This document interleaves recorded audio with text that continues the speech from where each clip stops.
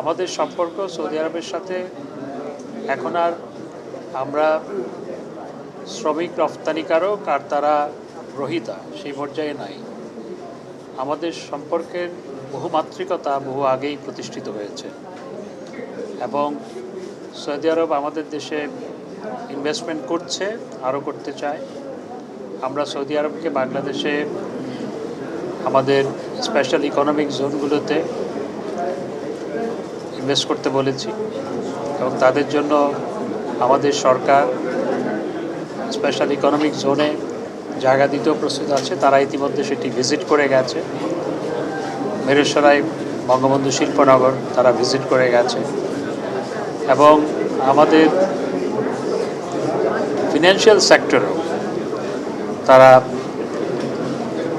যাতে ইনভেস্ট করে সেই আলোচনাও হয়েছে। এবং আপনারা জানেন যে আমাদের সরকার একটা নতুন উইন্ডো সবার জন্য, অনাবাসী বাংলাদেশি, প্রবাসী বাংলাদেশি এবং পৃথিবীর যে কোনো কোম্পানি এবং যে কোনো বিদেশি অফশোর ব্যাংকিংয়ে টাকা রাখতে পারবে এবং সর্বোচ্চ 8.5% ইন্টারেস্ট দেওয়া হবে। সেই বিষয়টা তাদের সাথে আলোচনা করেছি। অফশোর ব্যাংকিং সহ অন্যান্যভাবে আমাদের ফিনান্সিয়াল সেক্টরে তাদের ইনভেস্টমেন্ট নিয়ে ফলপ্রসূ আলোচনা হয়েছে।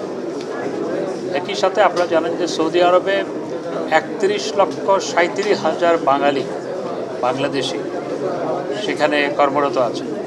31,37,000 এবং এখানে দেখা যায় সৌদি আরবে তারা তাদের ইনফ্রাস্ট্রাকচার বিল্ড আপ এবং তাদের ইকোনমি এখন বুমিং। তাদের ওখানে প্রচুর উন্নয়ন কর্মকাণ্ড, এ কারণে তাদের প্রচুর শ্রমিকের দরকার আছে। কোভিড-19 সময় সৌদি আরব থেকে লক্ষ লক্ষ শ্রমিক, আমাদের কর্মী দেশে ফেরত আসে, কিন্তু গত 3 বছরে 17 লক্ষ বাংলাদেশ থেকে আমরা শ্রম রপ্তানি করেছি এবং সৌদি আরব অত্যন্ত জেনারেস ছিল এই ক্ষেত্রে আছে।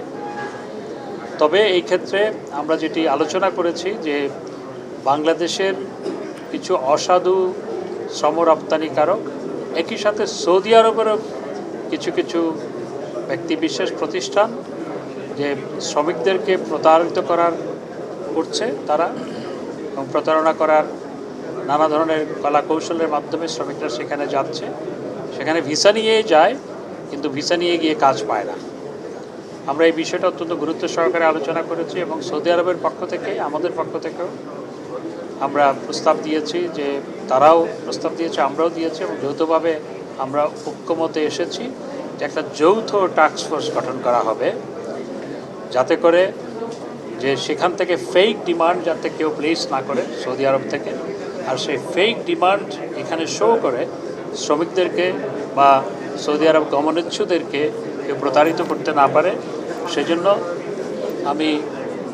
আমরা আলোচনা করেছি এবং